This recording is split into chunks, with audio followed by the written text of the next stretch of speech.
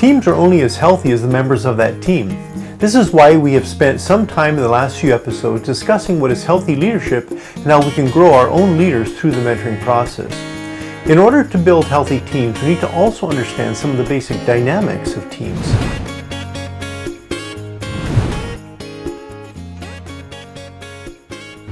In 1 Corinthians 12, Paul uses the analogy of our human bodies to emphasize the need for unity in the body of Christ. But unity does not mean uniformity. We can actually experience unity in diversity. Just as in our human body, each part of the body of Christ has a different function, which together fulfill the purpose of the church. In Ephesians 4, Paul describes 5 foundational gifts that God gave to the body so that it may build up until we all reach the unity of the faith and become mature.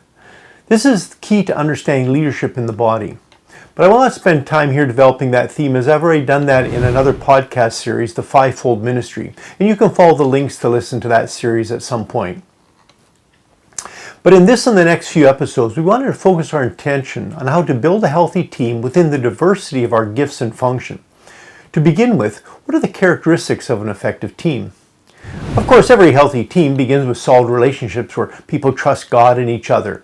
This is based upon respect and appreciation. See, healthy teams also have good communication. There's no hidden agendas, and each member is committed to dealing with frustrations sooner than later, not hanging on to offenses and regularly assessing their role and attitude. Effective teams also have a common purpose and have learned appropriate roles. Everyone knows how to use their gifts to the betterment of the body as a whole. There's also an accepted form of leadership and lines of responsibility. New members are clear about what is needed to be done and their role on the team in accomplishing that common purpose. See, the obvious reality is that unless you want to do everything yourself, you'll need to be part of a team. If a vision can be accomplished by just one person, well, it's pretty likely it's a pretty small, limited vision. Big visions require effective teams. The beginning point is to evaluate our team. I provided various assessments that you can access through the links in the description box below. Some of the aspects to take into consideration, however, is to evaluate what kind of relationships exist among team members and if everybody on the team is actually participating. Now, how well do members accept the goals of the team, and are they committed to those goals? Are people willing to listen to each other and share, or are they kind of closed and keep information to themselves? And how are conflicts and disagreements handled? How are decisions made, and how many members participate in those decisions? Do people feel free to express their feelings, and are tasks are pretty clear? How self-aware is the team and how they function, and can they discuss the process openly? Okay, these are just a few factors we have to consider in teams, so let's look a bit closer at some of these. See, knowing the context of our team is essential in building a healthy team. There are 2 fundamental factors that we need to consider. First, that is the nature of the task that needs to be accomplished, and second, what type of work team is required. Does it require high levels of coordination between team members or not? There are basically 4 types of teams. There's manager-led, self-managing, self-directing, and self-governing teams. See, manager-led teams is where one person determines the goals and activities. Self-managing teams are when a leader determines the overall purpose, but team members are empowered to develop their own methods of achieving these goals. Now, self-directing teams determine their own objectives and methods, and members have authority and responsibility, enabling them to adapt to the changing conditions. And self-governing teams not only determine their own goals and objectives, but they also determine the organizational context and how to allocate resources to the organization as a whole. See, obviously the type of task and the value of the members in the organization will determine what kind of team is needed. This will also be affected by the style of leadership which is valued by the organization. Is it a top-down structure or more of a collaborative approach? As we'll see, each of these types of teams have pros and cons. See, teams develop in rather predictable ways. These 5 steps have been discussed as forming, storming, norming, performing, and adjourning. Now, I didn't make that up, but I'm sure you've heard those. Stage 1 is the process of getting to know one another, which leads to storming, the period in which members divide into subgroups and members begin to notice the differences between them. This is often characterized by conflict and confrontation. Eventually, in stage 3, teams develop guidelines for determining what gets done by who and the norms for dealing with future conflicts. Now, the 4th stage, performing, is when team members collaborate and achieve goals cooperatively. At this stage, there's still conflict, but teams focus on the task and not just on interpersonal issues. And finally, the team disbands due to completing their mission, or team members go their own way for other reasons. These stages illustrate the process which teams naturally go through. Questions which you need to ask as we develop a team is, who will have the power or the influence on this team, or who is helping or hindering its goals? As we look at our team, who communicates and how often? Who is communicating with whom, and at what level are the relationships? Now, one of the key functions of a team is making decisions, of course. How we do this is based upon the members' values and the desired outcomes. See, the ways of making a decision is not infinite. There are several predictable ways that teams make decisions. One way to make a decision is to do nothing. That's a decision. Due to lack of response or follow through, items just kind of get ignored or dropped. Though not very effective, this is a form of decision making. Another option is decision making by formal authority, as someone in the group just takes it upon themselves to make the decisions. This is an efficient method, but not a very effective team approach in the long run. There can also be a decision by a minority of team members, or by majority rule, or by consensus, or unanimous consent, just to name a few. As you move down this list, though, you'll notice that the time to make the decision gets longer and is more complex. However, the upside is that there's a greater ownership and a long-term buy-in. See, the way we make decisions should be connected to the type of task required. Complex tasks, which require input and commitment by everyone, usually need more of a consensus approach for a long-term success. Now, after the break, we'll spend a bit more time looking at each one of these decision-making ways on the team. This series is based upon our MCNet coaching and ministry guides. There are basically 2 parts to the series, 12 episodes that cover the 5 sections of the coaching guide, and 18 episodes that cover the 8 workshops of the ministry guide.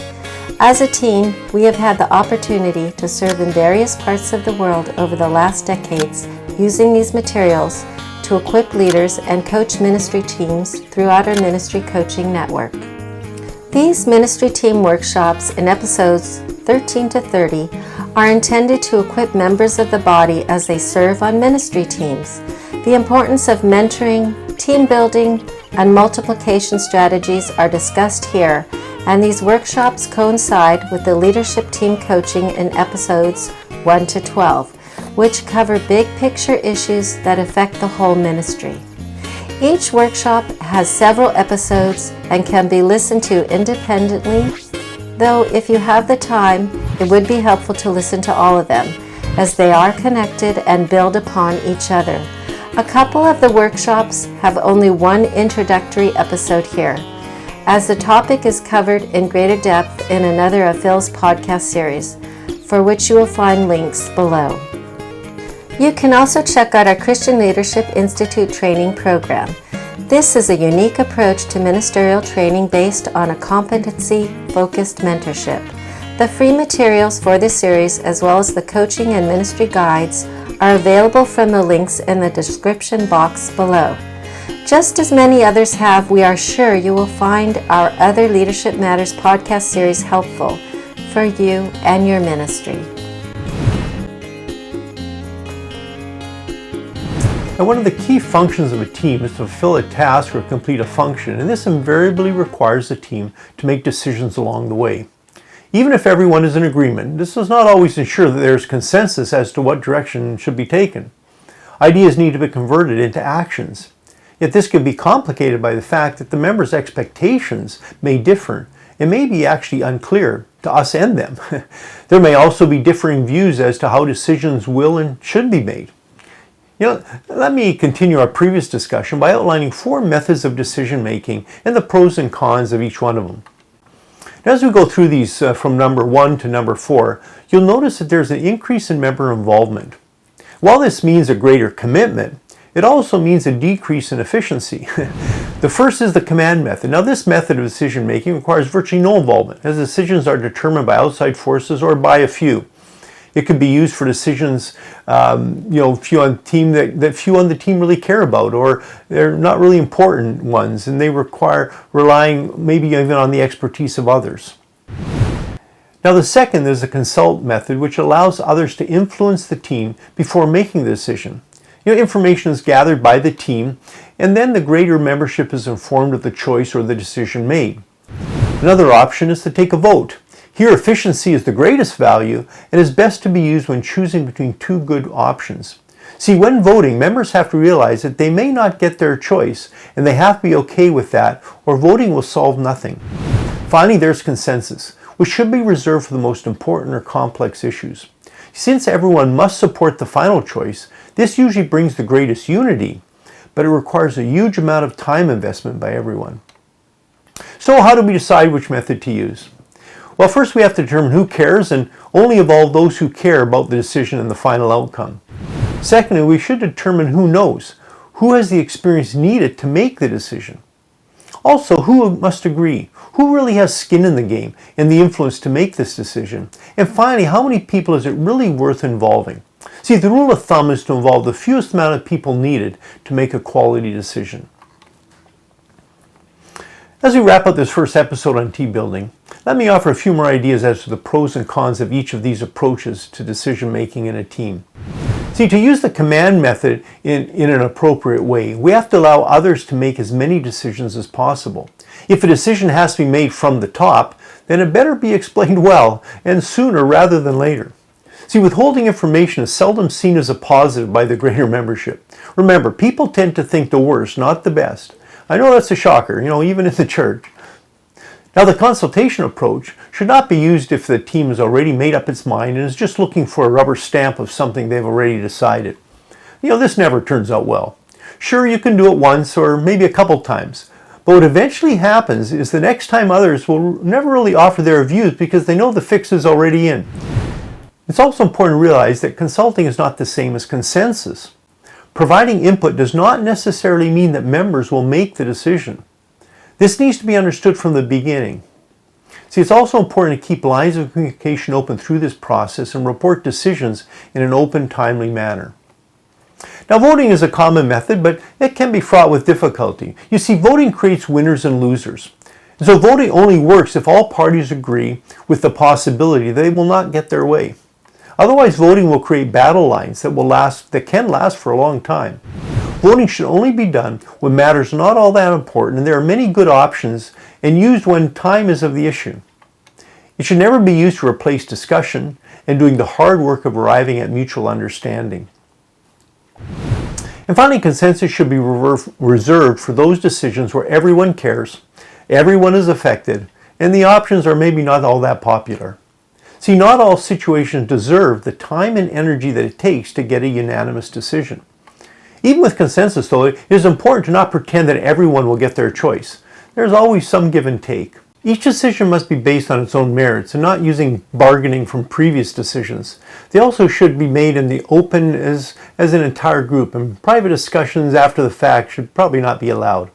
See, once the decision is made, it must be seen as the team decision, regardless of the outcome. Otherwise, the decision will just create more dissension. Now, without adhering to these principles, the decision-making process will weaken the team and not strengthen it. Decisions are seldom made completely by one of these methods. They're often a mix of several. For example, if there's time pressure or a deadline, a combination of methods might need to be used. You could begin with one approach to gain input with the understanding that at some point a decision by someone or a vote will need to be made if consensus is not reached. How about your team? How do you guys make decisions? What does the method of decision making reveal about your values? And how could these principles help us in our decision making process overall? Well, the purpose of a team is not just to sit around and make decisions. Decisions then need to eventually be converted into actions. To do this, we need to determine who is ultimately responsible. The generic "we need to do this" usually means nobody takes responsibility for implementing the decision. Expectations also need to be clarified to eliminate misunderstandings and disappointment. Follow-up is then needed. How will this action be accomplished? And then finally, keep a record of the key elements will serve as a guidepost for future and help with accountability and motivation.